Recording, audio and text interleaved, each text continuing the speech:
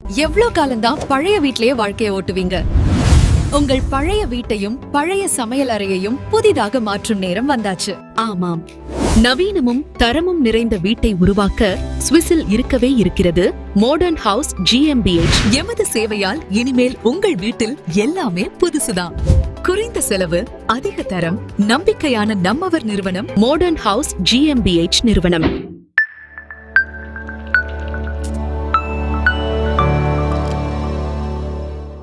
Hi, welcome to Swiss Tamil TV. அன்பான சொந்தங்களை மற்றும் ஒரு தகவல் அறிவோம் எபிசோட்ல சந்திக்கிறதுல ரொம்பவே சந்தோஷம். இன்னைக்கும் ரொம்பவே முக்கியமானது, சுவிட்சர்லாந்தில் இருக்கக்கூடிய எல்லோருக்கும் கட்டாயமாக ஒரு பாடத்தை சொல்லக்கூடிய ஒரு எபிசோடா இருக்கும். 10 ஆண்டுகள்ல 1 லட்சம் பேருங்க, சாதாரணமா 1-2 கிடையாது. என்ன பிரச்சனைனா, சுவிட்சர்லாந்துல தொடரக்கூடிய ட்ரிங்க் அண்ட் டிரைவ் பிரச்சனை. சுவிட்சர்லாந்துல சாலை பாதுகாப்பு தொடர்பாக பல ஆண்டுகளாக வலியுறுத்தப்பட்டு வர ஒரு முக்கியமான விதி என்னன்னா, மதுபானம் அருந்திட்டு வாகனம் ஓட்டாதீங்க அப்படின்றது. ஆனா நடைமுறையில இந்த அடிப்படை விதி இன்னுமே முழுமையா பின்பற்றப்படல காட்டக்கூடிய புள்ளி விவரங்கள் தான் கவலையாகவே இருக்கு. சுவிட்சர்லாந்துடைய மத்திய புள்ளி விவர அலுவலகம் BFS ஒரு சமீபத்தில் ஒரு அறிக்கையை வெளியிடுது. 2024ஆம் ஆண்டுல மாத்திரம் 0.8 promille இல்லைன்னா அதற்கு மேல மதுபோதையோட 9134 பேர் வாகனம் ஓட்டின போது போலீசாரால கையுமையுமா பிடிபட்டிருக்காங்க. இந்த எண்ணிக்கை ஒரு ஆண்டுக்கானது மாத்திரம் தான் என்றதும் அதிர்ச்சிக்குரியது. கடந்த 10 ஆண்டுகளை கணக்கில் எடுத்தா மொத்தம் 1,03,320 பேர் இப்படி மதுபோதையில வாகனம் ஓட்டின போது சட்டத்தின் பிடியில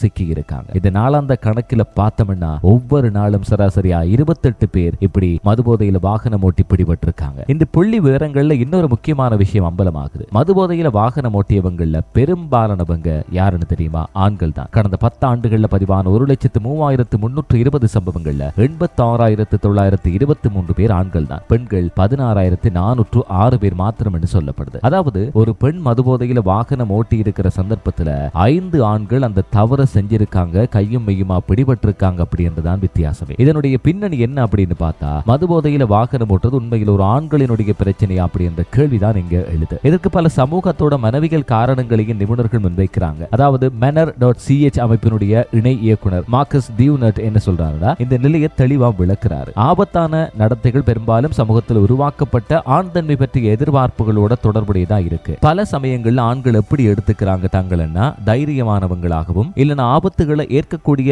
மனிதர்களாகவும் சித்தரிக்கிறதுக்கு முயற்சிக்கிறாங்க. சமூகத்துல உருவாகி இருக்கிற சில ஆண் தன்மை தரப்புகள் ஆபத்தான செயல்களில் ஈடுபடுறதையும் ஒரு வகை தைரியமாக பார்க்கக்கூடிய மனப்பான்மை தான் இப்படியான பிரச்சனைகளுக்கு முக்கிய காரணம். இதன் விளைவாத்தான் பல ஆண்கள் உடல்நலம் மற்றோட பாதுகாப்பு தொடர்பான ஆபத்துகளையும் அலட்சியமாக எடுத்துக்கொள்ற பழக்கம் இன்னைக்கு வரைக்கும் இருக்குன்னு சொல்றாரு. இது மதுபானம் அருந்தினத்துக்கு அப்புறமாக வாகனம் ஓட்டக்கூடிய முடிவுகளையும் தாக்கத்தை செலுத்துது. இப்படித்தான் இந்த ஆய்வுகளும் வழிகாட்டதா சொல்றாரு. குற்றவியல் ஆய்வாளர் டர்க் ஃபாயர் மேற்கொண்ட ஆய்வின் மூலமா கடந்த ஒரு ஆண்டுல சுமார் 13% ஆண்கள் குறைஞ்சது ஒரு முறை மதுபோதையில வாகனம் ஓட்டின போது கைது செய்யப்பட்டிருக்காங்க, தங்களுடைய குற்றத்தையும் ஒப்புக்கொண்டிருக்காங்க. பெண்கள்ல இந்த அளவு சுமார் 5% தான் அப்படின்னு குறிப்பிடப்படுது. இதனால பெண்கள்கிட்ட இந்த பிரச்சனை இருக்கிறது உண்மைதான், இருந்தாலும் ஆண்களிடையே இது அதிகமா பரவி இருக்கின்றதான் ரொம்பவே கேவலமானதும் கவலைக்குரிய விஷயமும். ஆனா இதை முழுமையா ஆண்களுடைய பிரச்சனை அப்படின்னு கூறிட்டு சாதாரணமா கடந்து விட முடியாது. பெரும்பாலான ஆண்கள் இப்படிப்பட்ட ஆபத்தான நடத்தையில் ஈடுபடுறது இல்ல என்றதும் உண்மையான விஷயமா இருக்கு. இருந்தாலும் சமூகத்தில் இருக்கக்கூடிய சில மனப்பான்மைகள் இந்த பிரச்சனையை